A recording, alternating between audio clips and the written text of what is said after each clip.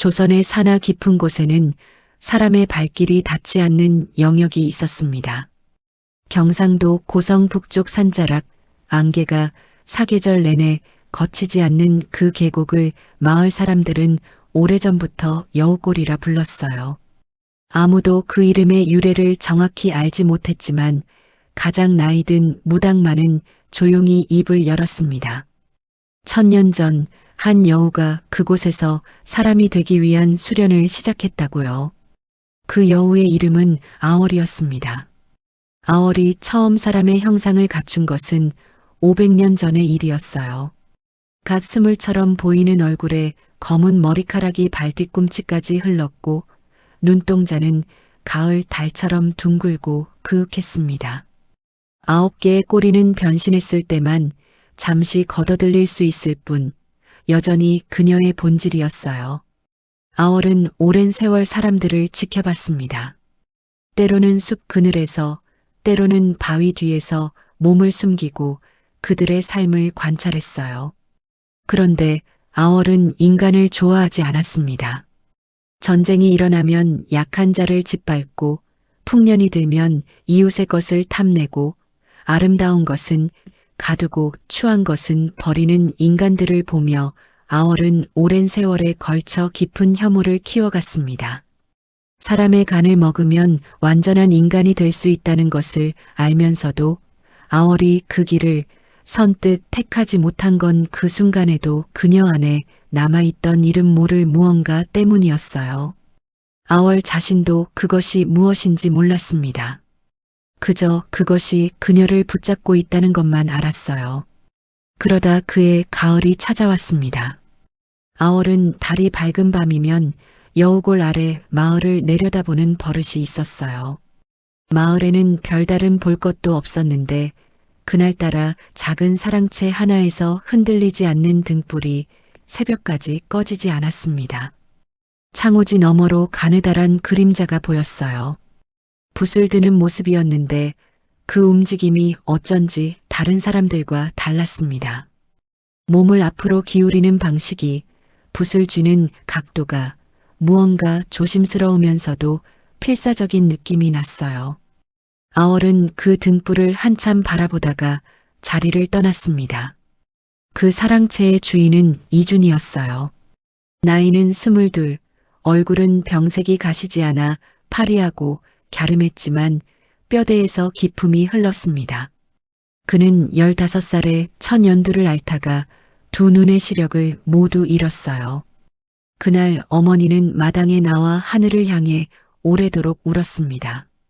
아버지는 아무 말도 없이 사랑채 문을 닫아 걸었어요. 그러나 이주는 울지 않았습니다.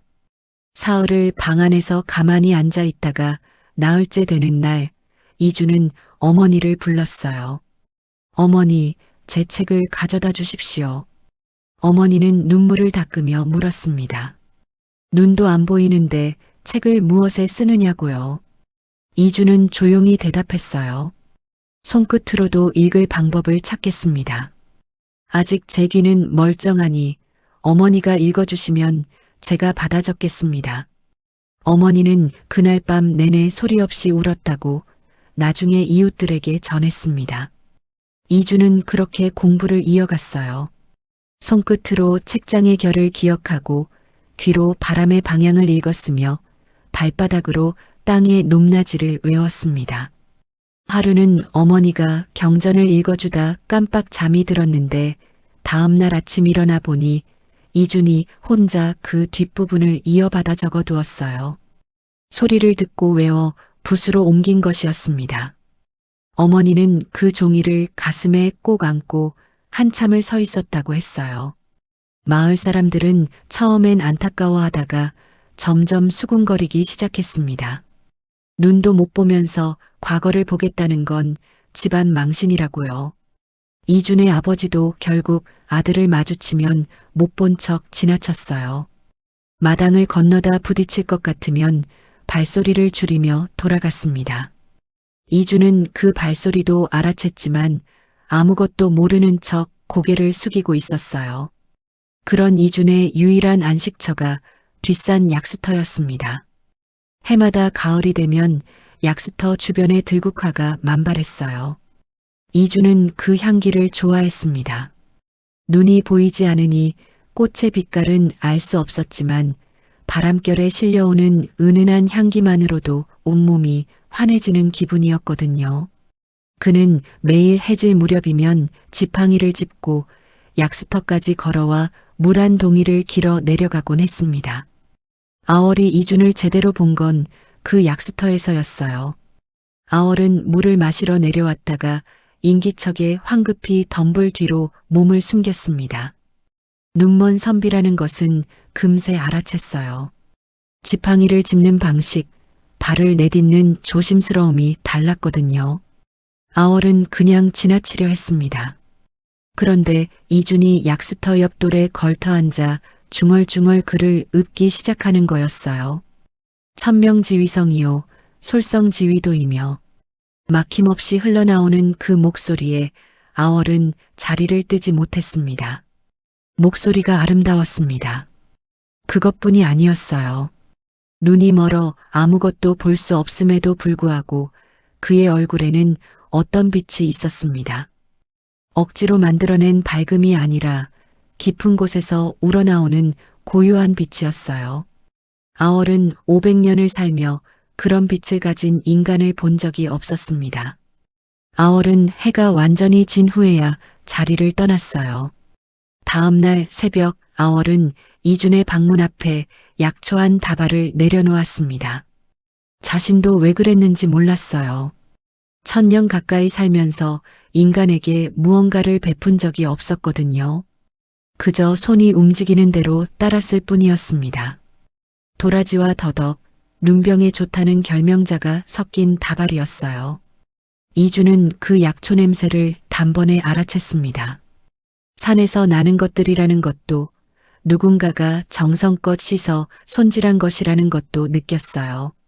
그는 마을 한의원 어른에게 약초를 가져가 물었습니다. 어른은 고개를 갸웃하며 말했어요. 결명자와 더덕을 이렇게 배합하면 눈을 밝게 하는데 도움이 된다고요. 이주는 그 말을 듣고 오래도록 약초 향을 맡으며 생각에 잠겼습니다. 그날 저녁 약수터로 오르며 이주는 큰 소리로 말했어요. 혹시 거기 계십니까? 어제 약초를 놓고 가신 분이라면 진심으로 고맙습니다. 산이 그 말을 삼키는 듯 고요했습니다. 그런데 바로 그 순간 덤불 깊은 곳에서 살며시 흔들리는 소리가 났어요. 바람 방향과는 전혀 다른 쪽이었습니다. 이주는 조용히 미소를 지었습니다. 괜찮습니다. 굳이 나오지 않으셔도 됩니다. 저는 어차피 볼 수가 없으니까요. 그 말 한마디가 덤불 뒤의 아월에게 깊이 박혀들었어요. 500년을 살며 그 누구도 아월에게 그런 말을 한 적이 없었습니다. 볼 수 없으니 괜찮다고, 그러니 편하게 있어도 된다고요. 그날부터 두 사람 사이에 기묘한 일과가 생겨났어요. 아월은 매일 밤 이준의 방문 앞에 약초와 상과일을 놓아두었고 이준은 매일 저녁 약수터에서 혼자 중얼거렸습니다. 오늘은 날이 쌀쌀해졌다고, 오늘 읽은 글 중에 마음에 드는 구절이 있었다고, 어머니가 오늘 처음으로 소리 내어 웃으셨다고요. 그것이 누군가에게 닿는지 아닌지 알 수 없었지만 이주는 개의치 않는 것 같았어요. 아월은 매일 그것을 들었습니다. 보름이 지난 어느 날 밤 아월은 처음으로 이준에게 말을 걸었어요. 사람의 모습으로 변신하고 발소리를 죽이며 약수터 곁 바위에 다가앉아 속삭이듯 말했습니다. 저도 오늘 그 구절이 마음에 들었습니다. 이주는 깜짝 놀랐지만 이내 환하게 웃었어요. 오셨군요. 그 목소리에 반가움이 넘쳤습니다. 아월은 가슴 어딘가에서 이상한 감각을 느꼈어요. 500년을 살며 한 번도 경험하지 못한 따뜻함이었습니다. 성함이 어떻게 되십니까? 이준이 조심스럽게 물었어요. 아월이라고 합니다. 아월은 반사적으로 대답했다가 당황했습니다. 자신의 이름을 인간에게 말한 것이 처음이었거든요. 이주는 고개를 끄덕이며 말했습니다. 달월자이신가요? 어울리는 이름입니다. 목소리가 달빛 같으니까요. 아월은 말문이 막혔어요. 그 말이 너무 자연스럽게, 너무 깊이 파고들었습니다. 그 후로 두 사람은 매일 밤 약수터에서 만났어요. 이주는 아월에게 글을 읽어주었고, 아월은 이준에게 산의 이야기를 들려주었습니다. 어느 바위 밑에 약수가 더 깊게 솟는지, 어느 나무 아래에 가을 버섯이 돋아나는지, 새벽 별자리가 어떤 모양인지를요. 이주는 그 이야기를 듣는 것만으로도 눈으로 세상을 보는 것보다 훨씬 많은 것을 느꼈다고 했어요. 그러던 어느 날 이준이 조용히 물었습니다. 아월 씨는 사람이 아니지요? 아월의 가슴이 쿵하고 내려앉았어요. 9개의 꼬리가 일제히 고추서는 것 같았습니다. 아월은 천천히 대답했어요. 어찌하셨습니까? 이주는 부드럽게 웃었습니다. 발소리요. 비가 온 뒤 땅이 젖어 있던 날에도 아월 씨 발소리엔 물 튀기는 소리가 없었어요. 그리고 목소리가 인간과 조금 다릅니다. 더 맑고 더 오래된 느낌이 납니다. 아월은 대답을 하지 못했습니다. 지금까지 얼마나 많은 인간이 자신의 정체를 알고 도망쳤는지 기억이 났어요. 비명을 지르거나 무기를 들거나 무당을 불러오거나요. 무섭지 않으십니까? 아월의 목소리가 낮게 흔들렸습니다. 이주는 잠시 생각하다가 말했어요. 무섭다는 것은 눈으로 무언가를 보고 나서 드는 감정이지 않습니까? 저는 눈이 없으니 아월 씨가 무섭지 않습니다.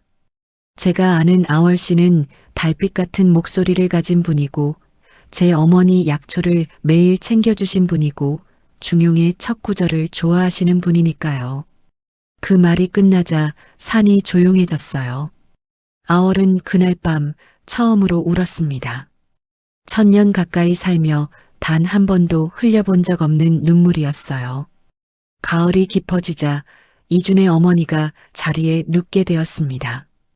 오래된 한기가 뼛속까지 파고드는 병이었어요. 한의원 어른은 고개를 저었습니다. 산삼이 있으면 모르겠지만 이 겨울을 넘기기 어려울 것 같다고요. 이주는 그 말을 듣고 집으로 돌아와 어머니 곁에 오래 앉아 있었습니다. 아무 말도 하지 않고 어머니의 손만 꼭 잡고 있었어요. 방 안에 등불도 켜지 않았습니다. 그날 밤 약수터에 이준이 나타나지 않았어요. 아월은 기다리다가 뭔가 잘못되었다는 것을 직감했습니다. 조심스럽게 마을로 내려가 이준의 집 담장 밖에서 귀를 기울였어요. 어머니의 가냘픈 기침소리와 이준이 낮은 목소리로 은조리는 기도 소리가 들렸습니다. 아월은 그 밤 여우골 깊은 곳으로 달려갔어요. 천년 묵은 구미호만이 알고 있는 약초 골짜기였습니다. 겨울이 시작되었음에도 불구하고 그 골짜기 깊은 곳에는 눈이 쌓이지 않았어요. 아월은 새벽이 밝아올 때까지 손이 터지도록 뿌리를 캐고 이끼를 모으고 오래된 약초를 다듬었습니다. 동이 틀 무렵 아월은 그 약재들을 정갈하게 묶어 이준의 방문 앞에 놓았어요. 그리고 한 가지를 더 올려두었습니다. 작고 붉은 구슬이었어요. 천년 묵은 구미호의 여의주였습니다. 인간에게 생기를 불어넣을 수 있는 것이었지만 그것을 내어주면 아월의 수명이 반으로 줄어든다는 것을 그녀는 알고 있었어요. 그래도 손이 떨리지 않았습니다. 이준이 새벽에 방문을 열고 약재 다발과 구슬을 발견했을 때 그의 손이 오랫동안 그 위에서 멈추어 있었어요. 그는 구슬이 무엇인지 몰랐지만 그 온기만은 느꼈습니다. 사람의 체온처럼 따뜻하고 심장처럼 규칙적으로 뛰는 것 같은 느낌이었어요. 어머니는 그 약재로 달인 탕약을 사흘 동안 드시고 나서 기침이 멎었습니다. 열흘이 지나자 혼자 일어나 앉으셨어요.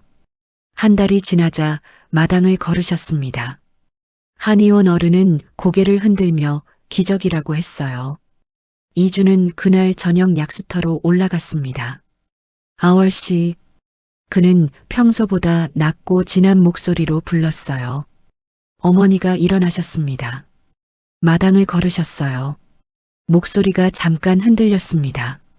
당신이 한 일이라는 걸 압니다. 그 구슬이 무엇인지는 몰라도 그것이 당신에게 소중한 것이라는 것은 알아요. 그러니 한 가지만 부탁드려도 되겠습니까? 이준이 천천히 돌아앉았어요. 눈이 없는 얼굴이 아월이 앉은 방향을 정확히 향하고 있었습니다. 제 곁에 계속 있어 주십시오. 아월은 오래도록 대답하지 못했어요. 천년을 살며 처음으로 어딘가에 머물고 싶다는 생각이 들었습니다. 여우골도 아니고 어느 깊은 산속도 아니었어요. 그저 이 눈먼 선비 곁이었습니다. 예. 아월의 대답은 아주 작았지만 그것은 그녀의 천년 역사에서 가장 큰 결심이었어요. 두 사람은 그의 겨울을 함께 보냈습니다. 아월은 낮에는 여우의 모습으로 산을 지키다가 해가 지면 사람의 모습으로 약수터에 나타났어요. 이준은 아월에게 글을 가르쳐 주었고 아월은 이준의 귀가 닿지 않는 먼 곳의 소리를 대신 전해 주었습니다. 봄날 첫 진달래가 피는 방향을, 멀리서 날아오는 철새떼의 울음을, 산 너머 마을에서 들려오는 아이들 웃음소리를요. 이주는 그 이야기들을 들으며 이전에 눈으로 보던 것보다 훨씬 더 많은 세상을 보았습니다. 그리고 이듬해 봄 이주는 과거에 합격했어요. 마을에서 아무도 믿지 않았던 일이었습니다. 눈먼 선비가 장원은 아니었지만 당당히 이름을 올렸어요. 이준의 어머니는 마당에 나와 하늘을 향해 절을 했습니다. 아버지는 처음으로 아들의 방문을 직접 두드렸어요. 그날 밤 약수터에서 이준이 말했습니다. 아월 씨 덕분입니다. 아월은 고개를 저었어요. 아닙니다. 이준 씨가 이루신 겁니다. 저는 그저 곁에 있었을 뿐이에요. 두 사람 사이에 잠깐의 침묵이 흘렀습니다. 봄바람이 들국화 향을 실어왔어요. 이준이 그 향기를 깊이 들이마시며 웃었습니다. 이준 씨, 한 가지 여쭤봐도 될까요? 아월이 조심스럽게 입을 열었어요. 눈이 보이지 않으시면서도 어째서 그렇게 밝으십니까? 제가 보기엔 보이는 사람들보다 훨씬 더 많이 보시는 것 같아서요. 이준은 잠시 생각하다가 대답했습니다. 눈이 없으니까 오히려 보이지 않아야 할 것을 보지 않아도 됩니다. 누군가의 겉모습이나 옷이나 지위 같은 것들을요. 저는 그저 목소리와 발소리와 손길만 느낄 수 있어요. 그래서인지 진짜 사람이 더 잘 보이는 것 같습니다. 그 말이 끝나자 아월은 고개를 숙였어요. 500년 동안 인간을 혐오하며 살아온 자신이 부끄러웠습니다. 그리고 그 순간 처음으로 인간이 되고 싶다는 마음이 들었어요. 아월은 그의 여름이 끝나기 전에 조용히 여우골을 떠났습니다. 이준에게는 먼 곳에 다녀와야 할 일이 생겼다고만 했어요. 이준은 고개를 끄덕이며 말했습니다. 다녀오십시오. 기다리겠습니다. 그 말이 아월의 발을 한동안 붙들었어요. 아월이 간 곳은 지리산 깊은 산신이 사는 곳이었습니다. 그녀는 천년의 수련으로 쌓은 기운을 모두 모아 산신 앞에 무릎을 꿇었어요. 사람이 되게 해주십시오. 산신은 오래도록 아월을 내려다보다가 물었습니다. 사람이 되면 내 수명은 짧아진다. 길어야 일은, 짧으면 그보다 못하다. 천년의 삶을 포기할 수 있겠느냐? 아월은 망설임 없이 대답했어요. 예. 짧더라도 진짜 사람으로 살겠습니다. 산신은 긴 한숨을 내쉬며 고개를 끄덕였습니다. 그 가을, 아월은 사람이 되어 이준이 사는 마을로 돌아왔어요. 9개의 꼬리는 사라졌고 오래된 냄새도 사라졌습니다. 하지만 목소리만은 그대로였어요. 달빛처럼 맑고 그윽한 그 목소리만은요. 약수터에서 이준을 기다리다가 그의 지팡이 소리가 들렸습니다. 아월은 일어섰어요. 가슴이 뛰었습니다. 천년을 살며 단 한 번도 경험하지 못한 두근거림이었어요. 오셨습니까? 이준이 발소리로 위치를 가늠하며 말했어요. 저입니다. 아월이 대답했습니다. 이준은 조용히 웃었어요. 목소리는 같은데 발소리가 달라졌습니다. 이제는 물이 튀는 소리가 나는군요. 그 말에 아월의 눈에 눈물이 맺혔습니다. 이준이 손을 내밀었어요. 아월이 그 손을 잡았습니다. 두 사람은 그렇게 나란히 약수터 돌에 앉아 오랫동안 말없이 바람 소리를 들었어요. 들국화 향기가 가득한 저녁이었습니다. 이준이 먼저 말을 꺼냈어요. 눈이 없어서 아월 씨 얼굴을 볼 수 없는 게 오늘은 조금 아쉽습니다. 아월은 작게 웃었습니다. 괜찮습니다. 저는 이준 씨의 목소리로 이미 충분히 보고 있으니까요. 이 이야기는 우리에게 이런 것을 가르쳐 줍니다. 진짜 보는 것은 눈이 아니라 마음이고, 진짜 사랑은 상대의 모습이 아니라 그 사람의 본질을 느끼는 것이라는 것을요. 천년 묵은 구미호도 눈먼 선비 앞에서만큼은 처음으로 사람이 될 수 있었습니다. 오늘도 여러분 곁에 눈이 아닌 마음으로 바라봐주는 누군가가 있지 않으신가요?